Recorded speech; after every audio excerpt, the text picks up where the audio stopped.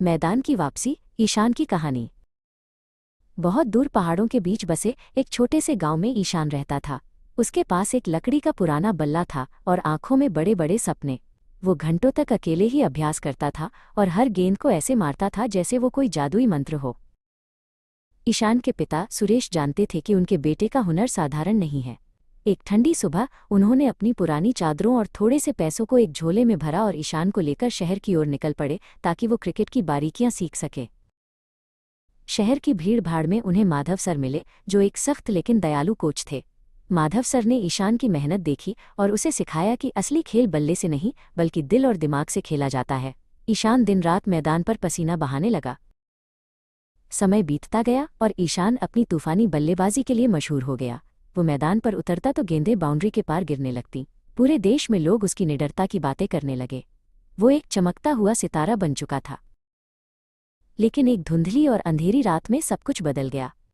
ईशान अपनी कार से घर लौट रहा था जब एक भयानक हादसा हुआ। बारिश हो रही थी और पलक झपकते ही उसकी खुशियों को जैसे किसी की नज़र लग गई। अस्पताल के सफ़ेद कमरों में दिन महीनों की तरह बीतने लगे। ईशान के पैरों में गंभीर चोटें आई थीं। डॉक्टरों ने कहा कि शायद वो फिर कभी दौड़ न पाए, लेकिन ईशान चुपचाप एक पुरानी क्रिकेट गेंद को अपने हाथों में घुमाता रहता। रिकवरी का रास्ता बहुत कठिन था। फिजियोथेरेपिस्ट अनन्या ने उसे फिर से चलना सिखाया। जब भी ईशान दर्द से कराहता, अनन्या उसे याद दिलाती कि योद्धा गिरकर ही संभलना सीखते हैं। उसने अपनी बैसाखियों को अपने बल्ले की तरह ही मजबूती से पकड़ा।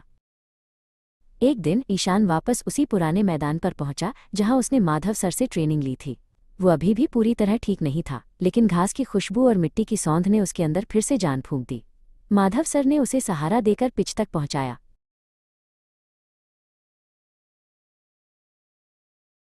अभ्यास फिर से शुरू हुआ। पहले दिन वो बल्ला भी ठीक से नहीं पकड़ पा रहा था, लेकिन उसने हार नहीं मानी।